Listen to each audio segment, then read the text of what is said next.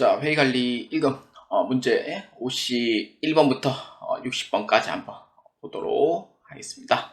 자, 법인세법 문제입니다. 자, 다음 중 법인세법상 결산 조정사항이 아닌 대손금으로 가장 옳은 것은 입니다. 결산 조정사항이 아니다라는 뜻은 그럼 반대로 봤을 때는 신고 조정사항을 볼 수가 있죠. 근데 신고조정사항은 여러분들 책에 봐서 알겠지만 좀 말이 거의 다 똑같아요. 뭐 어떤 거냐면은 소멸시효 완성입니다.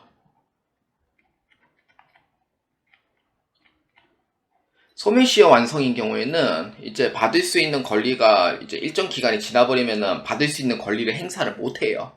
그렇기 때문에 소멸시효 완성이 이제 가장 대표적인 신고조정 사항 중 하나인데, 근데 이제 신고조정 사항 중에서 이제 그런 부분하고 결산조정 사항이 아니라는 뜻은 만약에 이제 손익계산서에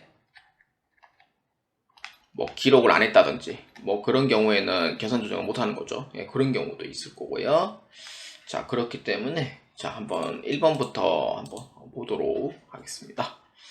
채무자의 파산, 강제 집행으로 회수할 수 없는 채권입니다. 파산, 강제 집행, 요거는 당연히 돈을 못 받는 거죠. 그래서 요거는 대손금이 맞습니다.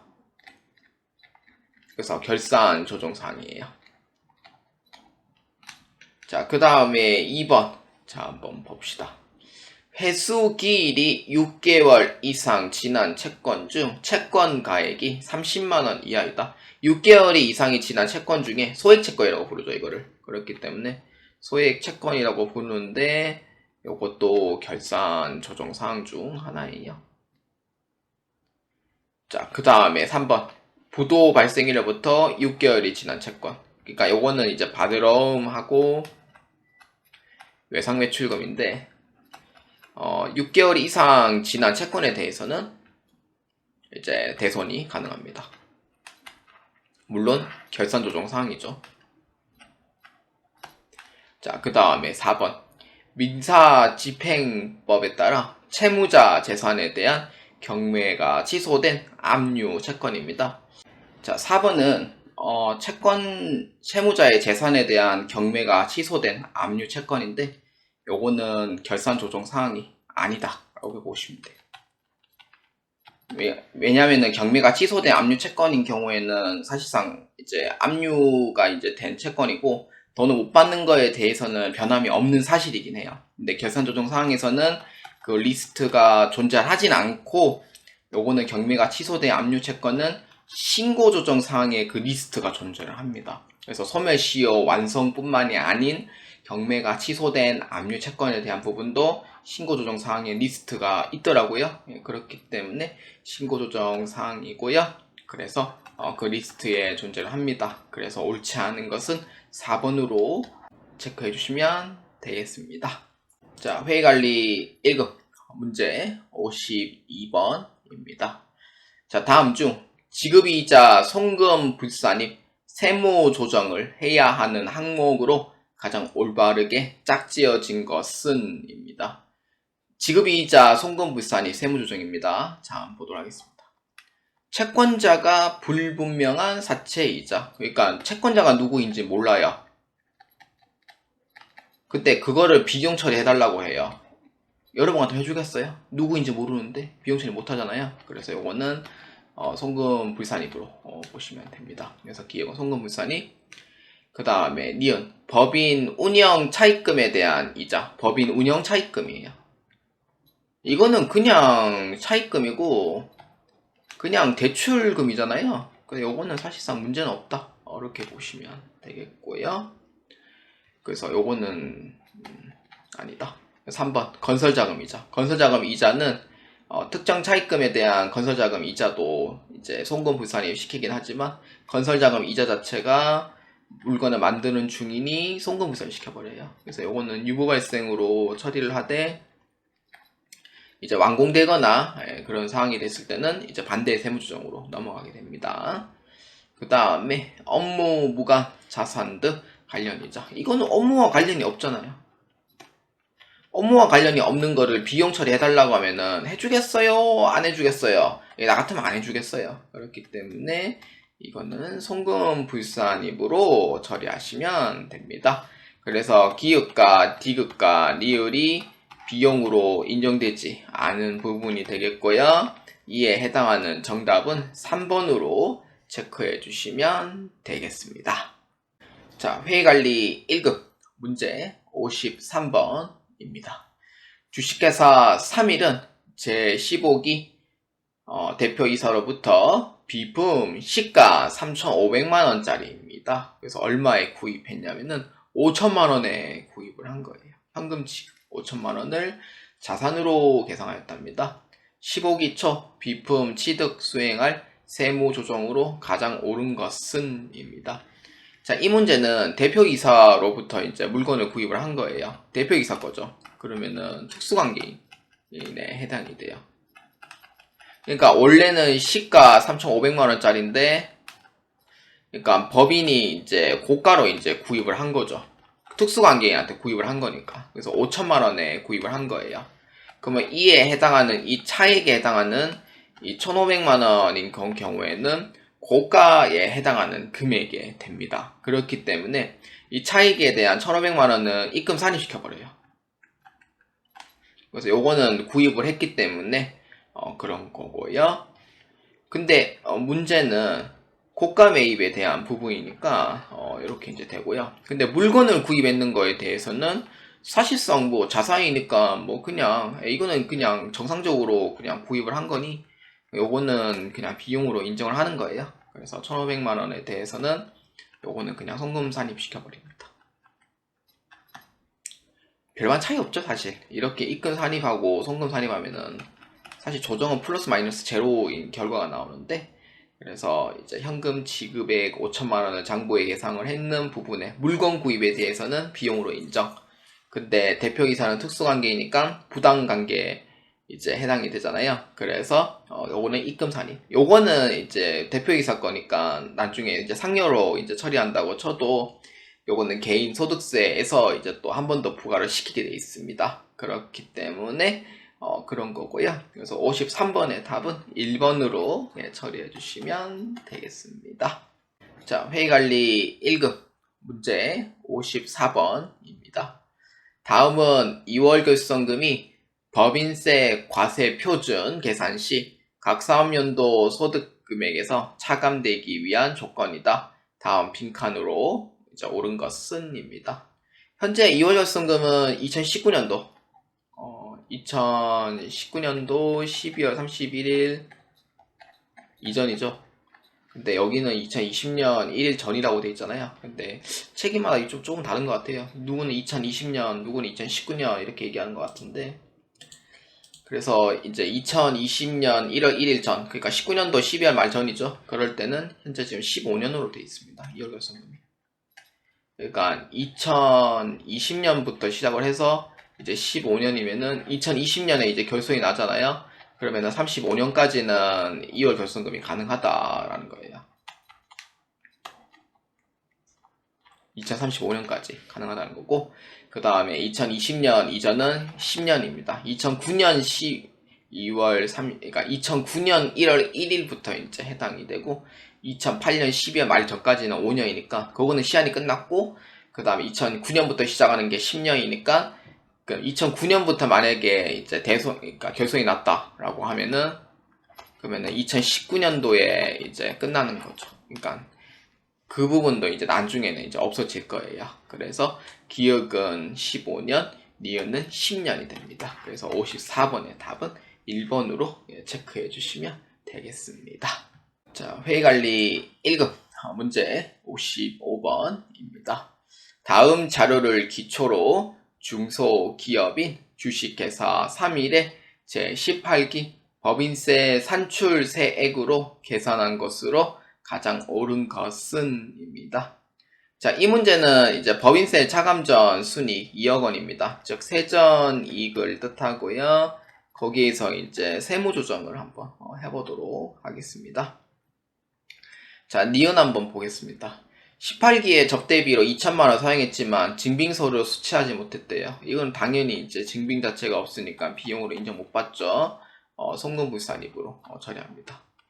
소득 처분은 상여로 처리하시면 됩니다. 그래서 요거는 비용에 플러스 시키면 되고, 그 다음에 감가상각비는 3천만원이나 세무상 한도액은 2천만원이에요. 그러니까 요거는 이제 회계 쪽에 해당하는 금액이 3천만원이 되겠죠? 요거는 세무상 한도 2천만원이니까 1천만원은 비용으로 인정 못 받아요. 그래서 비용이 아니죠. 그래서 요것도 역시 송금불산입으로 처리합니다. 그래서 요것도 1천만원만큼 플러스 해주면 되고, 그 다음에 리얼 주식회사 3일은 거래처 임직원 경조사비로 한 건에 200만원을 지출하였으나 증빙을 인정받지 못하였습니다. 돈 금액은 니은에 포함되잖아요. 경조사비는 증빙이 없어도 20만원까지는 공제가 가능해요. 근데 200만원이잖아요. 200만원은 금액이 너무 커요. 그래서 이것도 비용으로 인정을 못 받아요. 송금불산입이 됩니다. 20만원 제도 넘어가서 송금불산입이라고 보시면 돼요. 비과세 소득 500만원 빼주면 돼요. 그러면은 여기에 조정을 해주면은 과세 표준 금액은 얼마 있는지 나오게 됩니다. 그래서 이 문제는 계산기를 한번 이용해 보도록 하겠습니다. 자, 이렇게 해주면은 2억 2,700만원이 나오게 됩니다. 그러면은 2억 원이 넘잖아요. 그러면은 2천만원에 2억 원 초과 부분 빼고 그러면은 나머지 2,700만원이 나와요. 그래서 곱하기 나머지 20%만큼 적용해주면 돼요. 요거는 2022년도 거고요. 2023년은 각각 1%씩 내려갑니다. 그래서 9%, 19%로 내려가게 됩니다. 자, 그렇기 때문에 2,700만원에 0.2 하면 540만원 플러스 2천만원이면은 2,540만원이 됩니다. 그래서 55번의 답은 4번으로 체크해 주시면 되겠습니다. 자, 회의관리 1급 문제 56번입니다. 다음 중 법인 세법상 자가감 납부세액의 계산 절차에 관한 설명으로 가장 옳지 않은 것은 입니다. 자, 1번입니다. 기납부세액은 중간 예납세액, 원천 징수세액, 그리고 수시부가세액이 포함한다. 기납부세액은 이 세 가지가 됩니다. 그래서 1번은 맞습니다. 자, 그 다음 2번. 외국에서 소득을 얻는 경우 국내와 외국의 이중 과세 부담을 해소하기 위한 외국 납부세액 공제 제도가 있죠. 외국 납부세액 공제 제도가 있고, 그리고 한도가 넘어갔을 때 2월이 또 가능하는 부분, 그런 부분도 좀 있죠. 자, 그래서 2번은 맞다. 그 다음에 3번. 천재. 그 다음에 지병, 기타 재해로 인하여 법인의 사업용 자산가액의 15% 이상을 상실하여 법인세 납세가 곤란하다고 인정하는 경우 일정 금액을 재해손실 공제를 받을 수 있다. 근데 내용 자체는 맞는 것처럼 보이잖아요. 이게 틀렸어요. 15%가 아닌 얼마? 20% 이상입니다. 그렇기 때문에 3번은 틀렸다라고 보시면 되고요. 그 다음에 4번. 중소기업에 대한 특별 세액 감면과 같이 법인의 특정 소득에 대하여 법인세액의 일정 금액을 감면해주는 제도를 세액 감면이라고 한다. 감면해주는 거잖아요. 세액 감면이죠. 그래서 중소기업에 이제 특별 공제 제도가 있죠. 그렇기 때문에 4번은 맞다라고 보시면 돼요. 그래서 이에 옳지 않은 답은 몇 번입니까? 3번으로 체크해 주시면 되겠습니다. 자, 회의관리 1급 문제 57번입니다. 자, 다음 중 우리나라 소득세법의 특징에 대한 설명으로 가장 올바르지 않은 것은 입니다. 자, 1번입니다. 법인세법과 달리 과세기간은 선택할 수 없고 모든 개인에 대하여 1월 1일부터 12월 말까지를 1년을 과세기간 동일하게 적용한다. 그래서 1번은 맞습니다만 예외적인 부분이 있죠. 선택할 수 없는 거는 맞는데 예외가 뭐냐면은 사망하고 출국 시인 경우에는 예외를 보고 있습니다. 그래서 요거는 예외이고 참고로 폐업은 해당 사항이 없어요. 그래서 1번은 맞다 라고 보시면 되고요. 그 다음에 2번 납세자와 담세자가 동일한 직접세에 해당한다. 맞습니다. 그래서 맞고, 그 다음에 3번. 소득 원천설에 따른 열거주의 과세 방식을 취하고 있으므로 소득세법에 열거되지 않은 소득은 어떠한 소득에 대해서 과세하진 않는다. 소득 원천설에 따른 열거주의 방식은 취하고 있는 거는 맞아요. 근데 열거되지 않은 소득은 소득세 과세되지 않는 것도 맞는데, 근데 여기서는 좀 함정 카드가 존재를 합니다. 자, 그래서 4번에 대해서 한번 먼저 보고 3번에 설명해 보도록 하겠습니다. 자, 거주자의 경우 소득세 납세지는 주소지가 원칙이고 주소지가 없는 경우 거소지로 본다입니다. 자, 3번인 경우에는 소득 원천서에 따른 열거주의 방식을 취하고 있대요. 그러면 열거주의라는 뜻이 이제 보면은 여러 라이얼 돼 있는데 자네는 이게 해당이 되네, 부과한다 라고 이제 보는 거고, 열거되지 않은 소득에 대해서는 과세되지 아니한다고 돼 있는데, 사실 이 부분이 조금 왜 틀린 이유가 뭐냐면은 이자 소득하고 배당 소득에 대한 부분이 있어요. 이자 소득과 이제 배당 소득에 대한 부분에서 이자 소득과 배당 소득은 유형별 포괄주의를 채택하고 있어요. 그러면은 열거주의만 있다는 의미는 또 아니게 된 거죠. 유형별 포괄주의에서 이거는 게다가 순자산 증가세를 또 채택하게 돼 있어요. 그래서 유사한 부분에 대해서도 세금을 부과한다 라는 의미도 포함되어 있기 때문에 그러한 부분이 틀렸다고 볼 수가 있고요. 그래서 이에 해당하는 정답은 3번으로 체크해 주시면 되겠습니다. 자, 회의관리 1급 문제 58번입니다. 다음 중 종합과세와 분류과세에 대한 설명으로 옳지 않은 것은 입니다. 자, 우리 한번 복수해 볼까요? 종합과세는 이제 이자소득, 배당소득, 사업소득, 근로소득, 연금소득, 기타소득. 그러니까 1년에 한 번은 발생하는 소득이 이제 되는 게 종합과세고, 분류과세는 약간 좀 금액이 좀 크죠. 그러다 보니까 따로 해놔요. 그래서 퇴직소득과 양도소득으로 나눠집니다. 그래서 이러한 부분을 보고 한번 문제를 한번 보겠습니다. 자, 1번. 이자소득, 배당소득은 무조건 종합과세를 적용한다. 아니죠. 1번에 대한 부분은 아니에요. 무조건 종합과세가 아니고, 그러니까 세 가지 나눠지는 거죠. 종합과세 하는 경우도 있고, 그 다음에 조건부 분리과세 하는 경우도 있고, 그 다음에 무조건 분리과세를 하는 경우가 있는데, 그러니까 100%다 무조건 종합과세만 쓰는 건 아니죠. 조건부 분리과세도 있고 무조건 분리과세도 존재를 하니까, 그래서 그러한 부분이 틀렸다라고 보시면 됩니다. 그래서 1번은 아니다라고 보시면 되고요. 그 다음에 2번. 종합과세는 원칙적으로 1년 동안 개인이 벌어들인 모든 소득을 합산하여 과세하는 방법이다. 여기에 퇴직, 양도소득 제외라고 돼 있잖아요. 그래서 이자, 배당, 사업, 근로, 연금, 기타 소득이 됩니다. 그래서 2번은 맞습니다. 자, 그 다음 3번.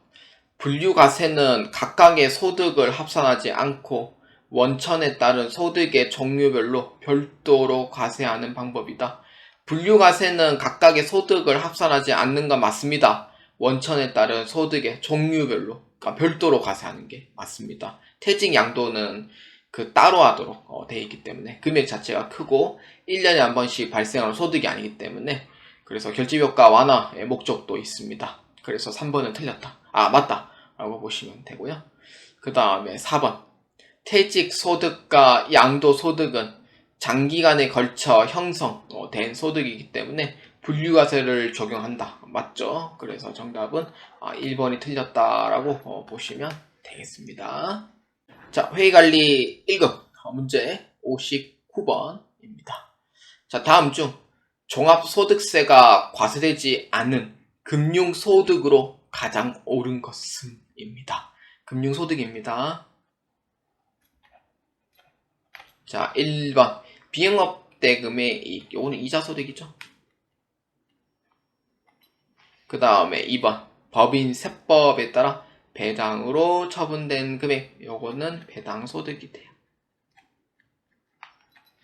그 다음에 3번 집합투자기구로부터 얻는 이익입니다. 요거는 집합투자기구이니까 요거는 배당소득으로 보시면 돼요.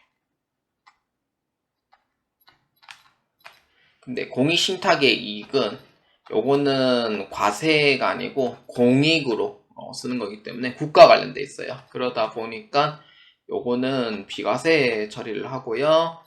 요거는 이제 금융소득은 맞아요. 그렇기 때문에 정답은 4번으로 체크해 주시면 되겠습니다. 자, 회의관리 1급 문제 60번입니다.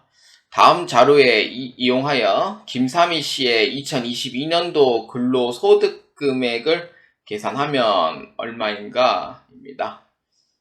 자, 2022년도 근로소득 금액이고요. 자, 보도록 합시다. 매월 급여는 200만원. 그럼 12달 하면은 이게 얼마냐면은 2,400만원이 됩니다. 연간 상여는 600만원, 연월차 수당 26만원, 매월 식사대 12만원. 근데 현재는 2023년도에 식대가 20만원으로 이제 상향을 했죠. 근데 이건 2022년도 거라서 10만원 적용을 하는 걸로 적용을 하겠습니다. 그래서 이거는 10만원 비과세인데 2만원이 과세예요. 그래서 이거 12달 하면은 24만원은 과세가 됩니다. 그렇기 때문에 24만원짜리 과세가 되고요. 자, 그러면은 자 한번 봅시다. 자, 2,400만원이고 600만원, 26만원, 그 다음에 2만원에 12달이니까 24만원 이렇게 됩니다. 과세예요. 그러니까 120만원은 비과세고 나머지 부분 과세니까, 그러니까 이렇게 해주면은 총금액이 3,050만원이 나오게 됩니다. 그러면은 이 3,050만원으로 나오게 되니 그러면은 여기에 해당이 되죠. 1,500만원 초과 4,500만원 이하에 해당하는 부분이니까 그러면은 3,050만원에서 1,500만원 초과액을 빼줍니다. 그러면 1,550만원이죠. 거기 곱하기 15%를 해줘. 232만 5천원 플러스 750만원.